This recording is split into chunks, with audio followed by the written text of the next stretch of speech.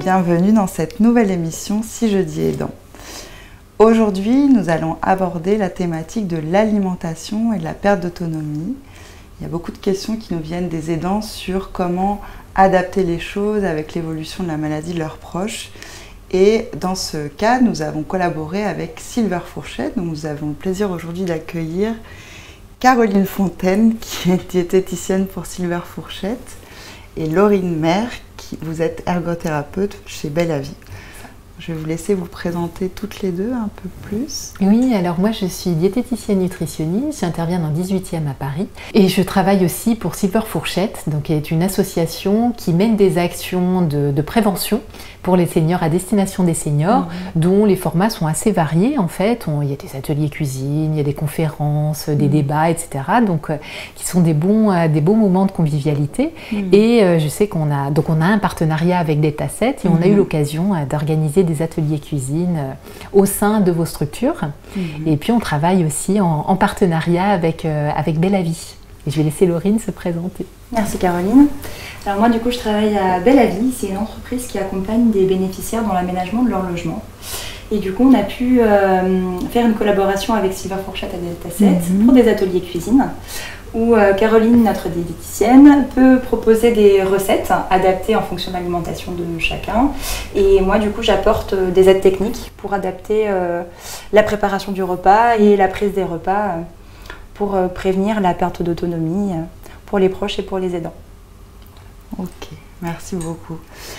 Merci beaucoup d'être là. Donc, on va rentrer un peu plus dans notre sujet.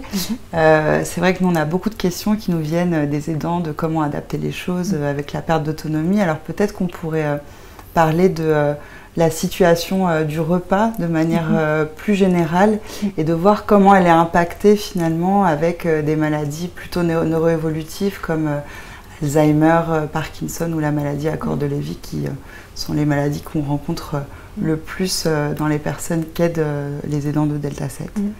De manière générale, en fait, l'alimentation, elle est importante pour nous tous. Hein. On a besoin d'énergie, on a besoin d'un certain nombre de nutriments. Et avec la maladie, ce qui se passe, c'est que petit à petit, en fait, les personnes aidées peuvent avoir moins envie de s'alimenter, peuvent avoir aussi des troubles qui vont impacter en fait la prise alimentaire.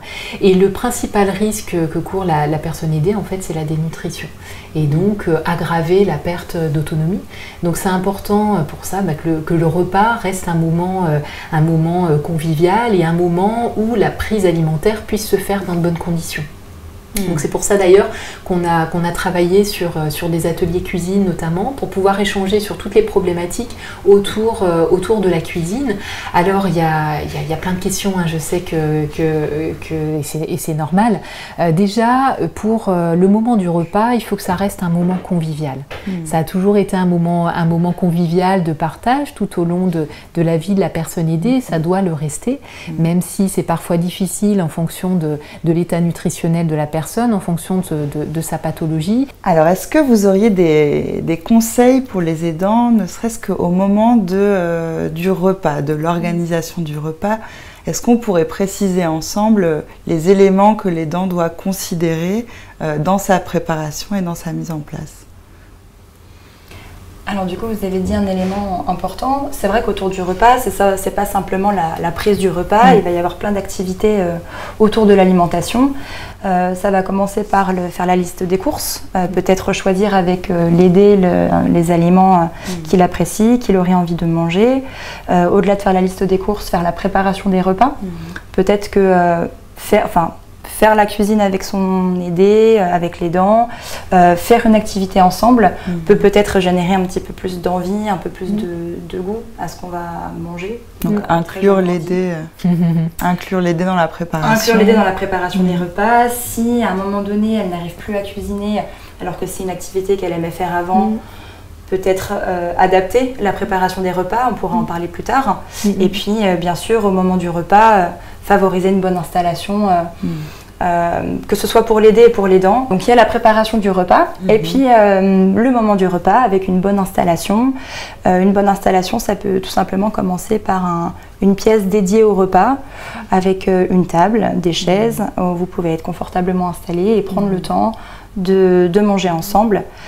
Voilà, l'idée c'est pas forcément de manger rapidement, c'est d'installer vraiment un vrai moment convivial et de prendre le temps de discuter, d'échanger ensemble. Voilà. Mais je vais rebondir juste sur cette notion de temps, parce que ça c'est un point, je sais, qui peut être assez frustrant chez les personnes qui aident justement, c'est que le temps du repas peut prendre beaucoup plus, peut être beaucoup plus lent, en fonction de la pathologie de la personne, hein, parce qu'en fonction des troubles qu'il peut y avoir pour la prise alimentaire, pour la déglutition, l'état dentaire, enfin il y a plein de choses qui vont entrer en ligne de compte. Donc je sais que c'est un peu frustrant et ça peut être un petit peu difficile pour les aidants, mais c'est d'essayer de prendre le temps. Parce que le repas doit rester un moment convivial.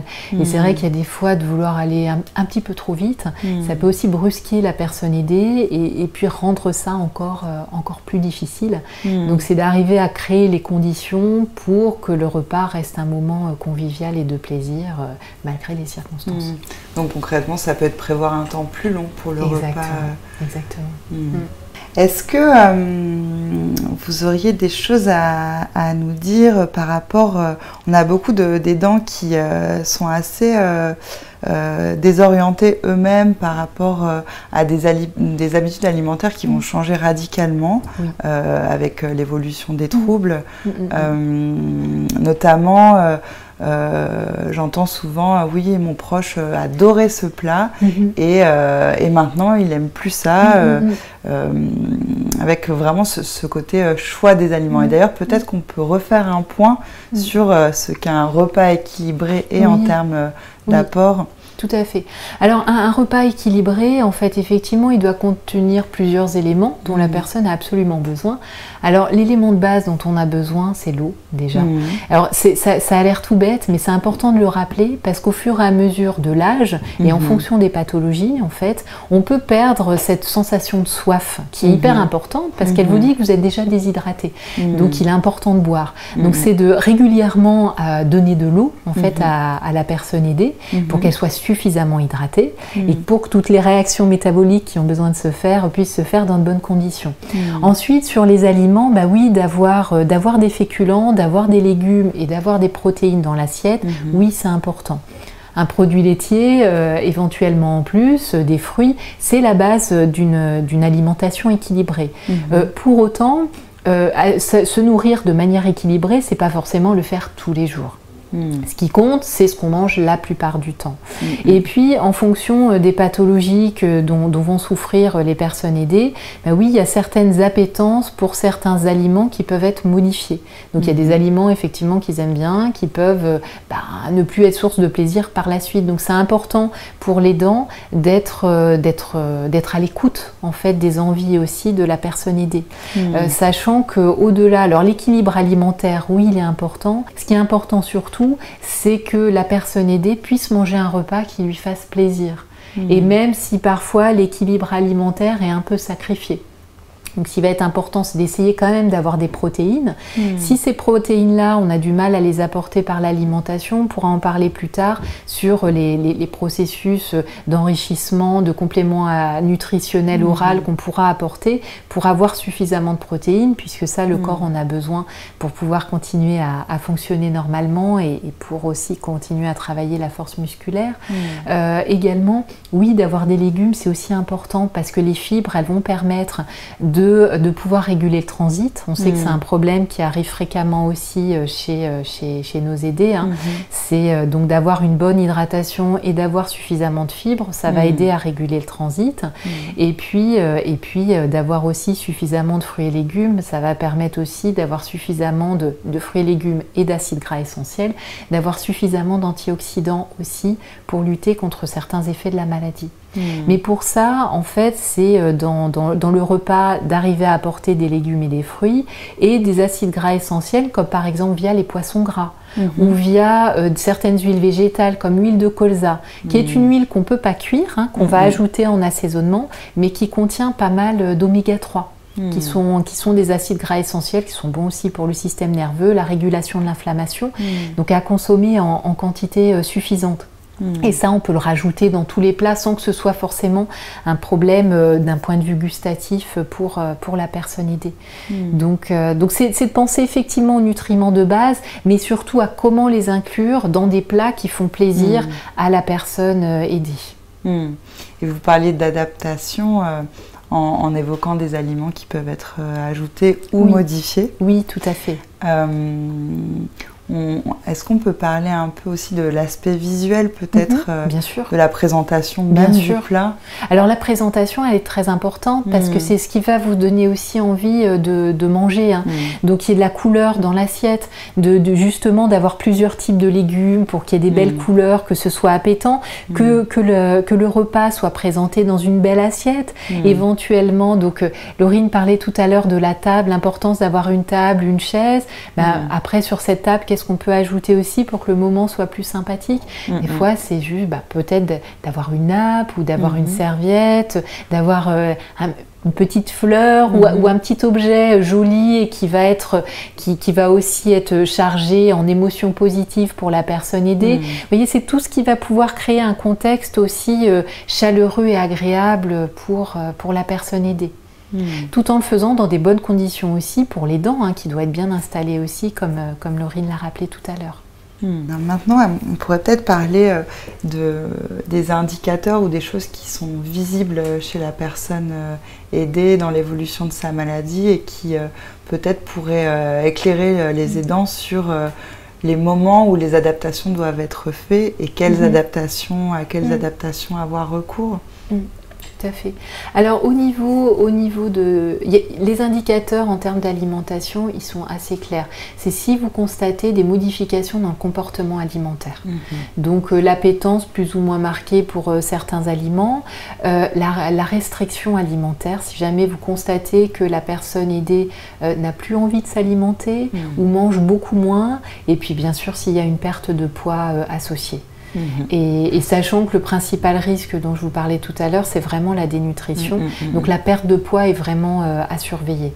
Si elle va, notamment si elle va très vite. Alors les indicateurs qui nous sont donnés par la HAS, c'est si la perte de poids est supérieure à 5% sur un mois ou supérieure à 10% sur 6 mois. Là, c'est vraiment des seuils d'alerte importants pour prévenir la dénutrition. Mais de toute façon, quand la personne aidante, elle est là tous les jours, elle voit bien si la prise alimentaire a été modifiée. Ça va être le meilleur indicateur rapide. Donc par rapport au refus ou au changement de goût tout à fait. De la personne aidée, est-ce qu'on pourrait aborder les adaptations qui sont possibles Oui, alors elles peuvent être de deux natures, les adaptations. En fait, si la personne à un moment a du mal à s'alimenter, on va chercher sur deux aspects. Le premier, c'est est-ce qu'il y a quelque chose à faire dans l'assiette. Et puis après, il y a effectivement des troubles fonctionnels qui peuvent apparaître. Et je laisserai Laurine parler aussi des adaptations techniques qui peuvent y avoir. Donc concernant l'alimentation, si à un moment la personne a du mal à s'alimenter, c'est intéressant de voir comment est l'état dentaire. Parce qu'effectivement, il peut y avoir des douleurs associées à des appareils qui peuvent entraver en fait la prise alimentaire. Il peut y avoir aussi des troubles de la déglutition. Et ça, c'est intéressant aussi à noter. Alors vous voyez, si la personne a tendance à faire tourner vraiment les aliments dans la bouche et a du mal à les avaler, ou si jamais vous avez l'impression qu'elle avale pas complètement, que le trajet est un peu encombré, ça vaut le coup aussi de consulter des spécialistes. Donc je sais que ça fait partie aussi des questions des personnes aidantes. C'est si jamais à un moment, il y a des troubles de la déglutition qui sont suspectés, donc ne pas hésiter à vous adresser à un ORL pour un bilan, parce qu'il peut y avoir vraiment quelque chose de pathologique ou fonctionnel qui a besoin d'être identifié. Ou alors, ça peut être aussi, les deux, c'est intéressant aussi de s'adresser à un orthophoniste ou un kiné spécialisé en fait dans les troubles de la déglutition pour justement travailler la rééducation, parce qu'il peut y avoir aussi une rééducation à faire. Et dans ce cas-là, dans un premier temps, d'ici à ce que vous ayez un rendez-vous, c'est important d'adapter aussi les textures. Parce que vous pouvez constater que les fausses routes ou que les troubles sont plutôt associés soit à du liquide, soit à du solide. En fait, en fonction du trouble, ça peut être l'un ou l'autre. Donc dès que vous le constatez, en fait, c'est d'adapter la texture par rapport à ça. Donc s'il y a des fausses routes par rapport au liquide, pas hésiter à avoir recours à des textures un peu plus, des textures un peu molles, un peu gélifiées, donc mais pas trop liquides. Donc pour gélifier, vous savez, on peut utiliser de l'agar-agar, tout ce qui va être dérivé d'algues qui permet de gélifier un petit peu le liquide, ou d'aller sur des textures mixées un petit peu épaisses pour que ça passe mieux et qu'il n'y ait pas ces fausses routes liées au liquide. Et à l'inverse, quand c'est le solide qui a du mal à passer, c'est d'aller sur des textures qui sont un peu plus liquides, entre guillemets, un peu moins solides. Et là aussi, ce qui va être important, c'est de travailler sur le contenant, pour rendre ces textures modifiées appétantes aussi, parce que ça peut aussi faire moins envie. Donc essayez de jouer sur les couleurs, sur l'assiette et la présentation pour donner envie, sur les saveurs, hein, pas hésiter à enrichir en goût, parce que ça c'est pareil, au fur et à mesure de l'âge, on peut perdre aussi des papilles gustatives et donc avoir plus de mal, il faut un petit peu plus de saveur pour arriver à la ressentir. Donc pas hésiter à mettre un peu plus de condiments, à rajouter de l'ail, à rajouter de l'oignon, ajouter des herbes aromatiques, ajouter des épices. Donc en fonction du goût de la personne bien sûr et en fonction aussi de sa pathologie. Donc c'est intéressant aussi d'aller stimuler les papilles gustatives via justement des aliments un petit peu plus forts en goût. Ouais, et de composer avec des nouvelles saveurs, mais ça me fait penser à une question d'un aidant justement qui s'interrogeait sur le que faire quand le proche ne veut plus que du sucré. Oui. Et ça reprend ce que vous évoquez de voilà, l'appétence change et comment complexifier le goût sans forcément charger la dose en sucre. Et justement, en ayant recours à des épices, vous voyez, typiquement sur le sucré, on peut utiliser de la vanille, on peut utiliser de la cannelle, on peut utiliser comme ça des épices qui vont ajouter du goût et qui permettent de diminuer un petit peu le taux de sucre. Pour autant, le sucre, on va être un peu moins vigilant sur cet aspect-là avec des personnes âgées, parce que c'est important aussi de continuer à stimuler le plaisir. Et le sucre, ça apporte du plaisir, ça apporte de l'appétence aussi au plat. Comme je vous le disais, le principal problème, c'est vraiment la dénutrition. Il faut qu'ils aient suffisamment d'énergie, quitte à sacrifier un peu d'équilibre alimentaire. Au passage, il faut que la personne ait envie de manger. Et si à un moment elle a du mal, elle est limitée en termes de quantité d'ingestion, ce qui est possible aussi, des personnes qui ne peuvent plus faire des gros repas, ne pas hésiter à fractionner, c'est-à-dire à passer sur 5-6 repas par jour au lieu des 3 repas auxquels la personne était habituée avant, et donc de réduire la taille des portions. Et par contre, ces portions-là, donc soit dans un premier temps, on peut les réduire, et puis on peut aussi, si les 5 ou 6 prises par jour sont un petit peu trop longues ou contraignantes, c'est d'enrichir chaque portion. Et pour enrichir, on va ajouter de la matière grasse, on va ajouter des protéines pour pouvoir avoir une densité énergétique plus importante.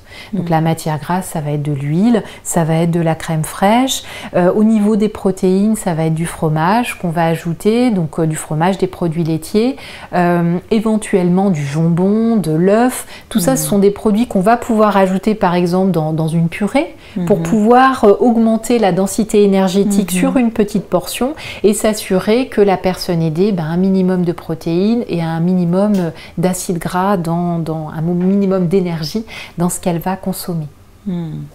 Donc voilà un petit peu sur l'aspect alimentaire. Je vais laisser Laurine intervenir plus sur l'aspect plutôt adaptation, parce que ça peut être lié aussi à des défauts de préhension, des choses comme ça qui vont ralentir la prise alimentaire. Alors oui, en effet, Caroline, on peut effectivement faire des adaptations autour du repas. Tu parlais tout à l'heure des troubles de la déglutition. Donc on peut déjà commencer par améliorer la posture, donc de l'aider. C'est important de manger en position assise avec le dos relativement droit. Si l'aider est alité, vous pouvez aussi donc, faire le repas en position semi-assise. Donc si vous êtes, si l'aidé est sur un lit médicalisé, vous pouvez utiliser les fonctions électriques du lit. Sinon, vous pouvez utiliser des coussins ou des adaptations pour pouvoir avoir une position semi-allongée. Sinon, quand vous êtes assis sur une chaise, c'est important d'avoir la tête penchée vers l'avant. Pourquoi? Parce que si vous la penchez en arrière, vous avez tendance à plutôt ouvrir la trachée plutôt que l'œsophage et donc du coup plus de risque de fausse route. Donc bien penser à mettre la tête penchée en avant. Si vous aidez votre aidé à manger, il est important de vous mettre assis à côté de lui, à la même hauteur, voire un petit peu plus bas, pour favoriser le fait de pencher la tête vers l'avant. Si vous êtes plus haut, ça va plutôt tendance à pencher la tête en arrière. Voilà en termes de posture ce que vous pouvez déjà faire sans forcément d'adaptation technique. Ce qui est important aussi, c'est de favoriser un environnement calme. Ne pas discuter pendant la prise de l'aliment, pendant que la personne va manger, c'est important. Et puis, pas forcément de distraction autour, peut-être du bruit ou de la musique, ou pour en fait favoriser le fait de tourner la tête dans tous les sens. Voilà, favoriser un environnement calme pour pouvoir prendre les repas. Et après, il existe plein d'aides techniques au repas. Donc tout va dépendre de la difficulté de votre aidé. Je pense par exemple à la maladie de Parkinson, où vous pouvez rencontrer plusieurs symptômes tels que les tremblements ou alors les dyskinésies. Ça veut dire des mouvements involontaires qu'on ne va pas forcément contrôler. Et là, forcément, vous avez plusieurs types de couverts. Donc tout va dépendre de votre difficulté. Il existe des couverts un petit peu plus lourds qui va améliorer et faciliter le geste quand on a des tremblements. Vous avez aussi des couverts antidérapants, des assiettes antidérapantes, des tapis tout simplement antidérapants que vous pouvez mettre à des endroits stratégiques. Si vous préparez par exemple le repas avec votre aidé et votre aidant, vous pouvez avec ce tapis, ce rouleau antidérapant, mettre autour des poignets pour que ce soit plus facile pour la préparation des repas. Vous avez aussi, j'en ai pas parlé tout à l'heure par rapport aux troubles de la déglutition, mais vous avez les verres à encoche qui permet en fait de boire avec la tête penchée. S'il n'y a pas cette petite encoche, physiquement en fait on a tendance à pencher la tête en arrière. Vous pouvez aussi proposer à votre aidé de boire avec une paille si le verre à encoche n'est pas forcément une bonne adaptation. Vous pouvez aussi utiliser une cuillère pour boire plus facilement et comme l'a dit Caroline, adapter la texture de l'eau par exemple. En termes d'aide technique au repas, vous avez aussi ce qu'on appelle les assiettes avec un rebord, donc c'est pour faciliter en fait la prise des aliments quand on a du mal à utiliser les deux mains. Vous avez les couteaux adaptés pour faciliter la préhension. On a tendance à utiliser des couverts avec une dextérité et une préhension fine. Si on a trop de tremblements ou que les gestes fins et précis deviennent de plus en plus compliqués, vous avez des couverts un petit peu plus grossis et des couteaux avec d'autres types de préhension pour pouvoir faciliter le mouvement, par exemple. Voilà, donc après il existe une multitude d'adaptations, tout va dépendre de la difficulté de votre proche. Une chose qu'on peut évoquer aussi là-dessus, si vraiment l'appréhension est compliquée avec un outil, c'est aussi le manger-main. J'imagine qu'il y a pas mal d'aidants qui en ont entendu parler. Alors il faut aussi, c'est pas forcément quelque chose de très compliqué. Quand on parle manger-main, c'est tout ce qu'on peut manger avec la main. Donc c'est pas forcément se lancer dans des grandes préparations.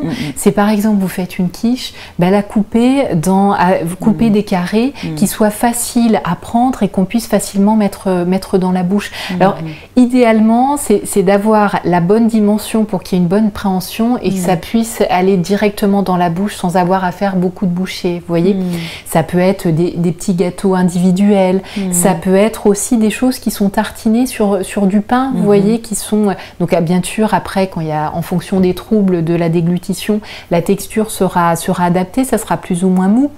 Ça peut être pour les légumes aussi, vous voyez, d'avoir des gros cubes qui sont cuits, vous voyez, des morceaux de carottes qui sont cuits, qu'on peut attraper facilement et qu'on peut après mettre dans la bouche facilement. Vous voyez, c'est tout ce qui peut arriver à simplifier l'appréhension, mais que les dents restent sur des choses simples, parce qu'on sait que c'est compliqué d'aider une personne qui est en perte d'autonomie, que ça prend du temps, et la cuisine ne doit pas être quelque chose de pesant. Il faut que ça reste assez simple et s'inscrire dans le quotidien de l'aidant et de l'aider.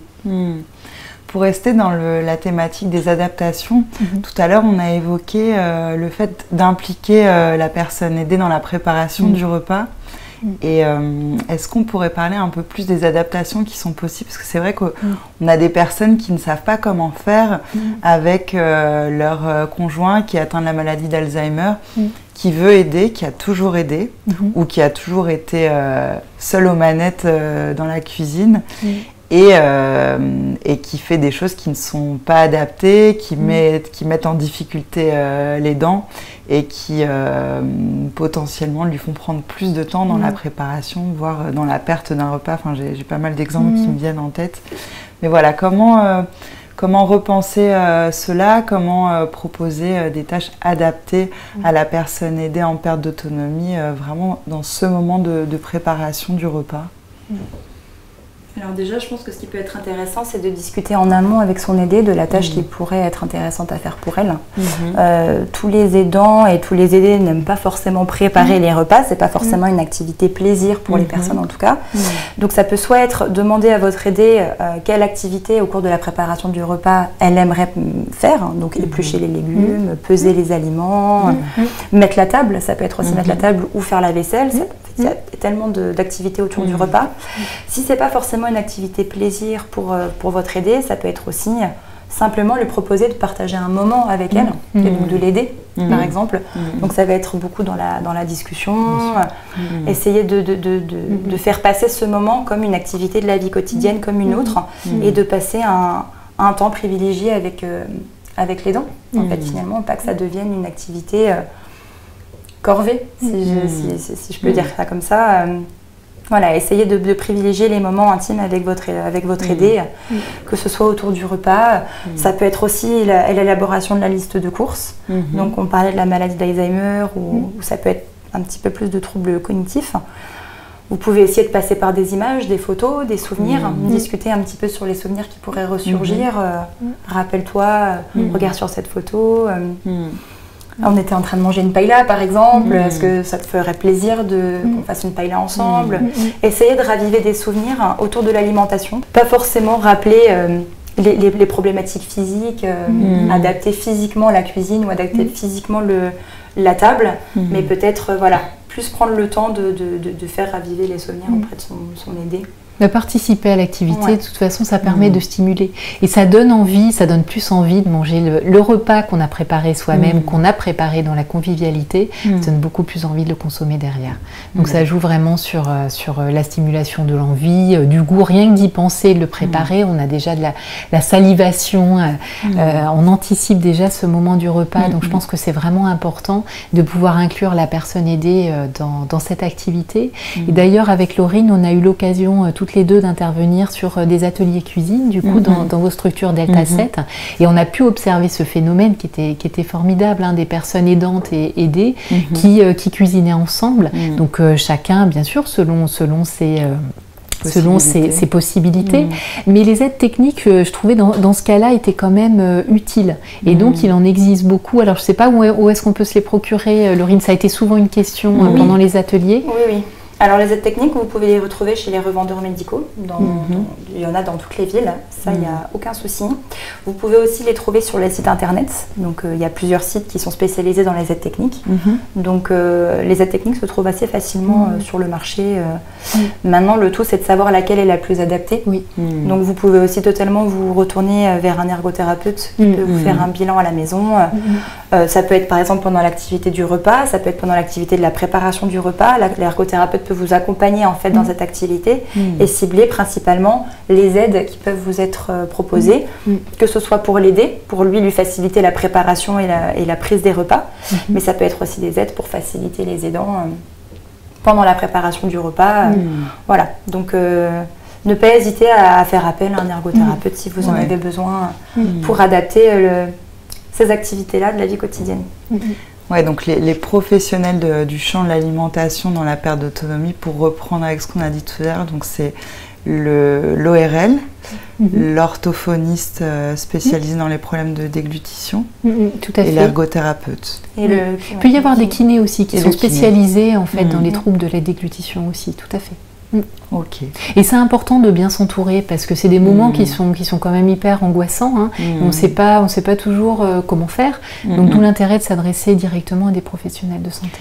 Ouais, c'est des moments qui sont très angoissants, car très chargés émotionnellement, bien sûr. qu'on ne s'en rend pas forcément compte dans notre quotidien. Est-ce que vous auriez un dernier conseil à donner aux aidants sur cette thématique de l'alimentation? Alors, moi, sur l'alimentation, ce que je dirais, c'est dédramatiser le moment du repas. C'est vraiment de se dire, vous pouvez pas mal faire. Ce qui compte, c'est que la personne se nourrit suffisamment. Donc, essayez d'être à l'écoute de ce qu'elle a envie de manger. Parce que si elle en a envie, elle va le consommer plus facilement. S'il y a des troubles qui sont associés au moment du repas, si vous voyez qu'il y a des soucis, n'hésitez pas à vous faire accompagner de professionnels de santé pour faire des bilans dont on a parlé tout à l'heure.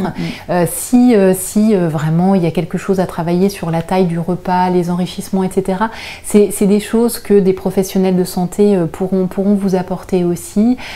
Essayez le plus possible de rester dans le plaisir et faire simple. Sur la cuisine, vous pouvez pas mal faire. Restez simple sur des choses que la personne aime. Je pense que tu as quand même dit pas mal de choses, Caroline. Effectivement, l'idée, c'est pas de culpabiliser ou de dramatiser la situation. Vous faites déjà le maximum pour votre aidé et c'est déjà énorme. Le fait d'être accompagné et d'avoir quelqu'un proche de soi, notamment pour l'activité de l'alimentation. En ce qui concerne les adaptations, voilà, donc n'hésitez pas à vous renseigner auprès des professionnels qui s'y connaissent autour de l'adaptation. Maintenant, tout n'est pas adaptable. Peut-être que votre aidée n'acceptera pas les adaptations proposées. Simplement discuter avec elle autour du repas, surtout dans les moments informels aussi. C'est pas forcément pendant le repas ou pendant l'alimentation, ni pendant la cuisine que les aidés peuvent vous dire leurs difficultés, ce qu'ils aimeraient davantage. Essayez de profiter de chaque moment avec votre aidé et d'être à l'écoute à n'importe quel moment de la journée. Et voilà, vous avez pu avoir plusieurs conseils d'un point de vue alimentaire et d'un point de vue aide technique autour de l'alimentation. J'espère qu'en tout cas on a pu répondre à un maximum de vos questions et puis merci d'avoir pris le temps de nous écouter et merci. Merci. Merci beaucoup à toutes les deux de nous avoir éclairé sur cette thématique qui revient beaucoup du côté des aidants et qui est, comme on l'a dit, extrêmement chargée, précieuse et évolutive, comme tout le reste. Merci beaucoup à toutes les deux. Merci. Et à bientôt pour un nouvel épisode de Si je dis aidant.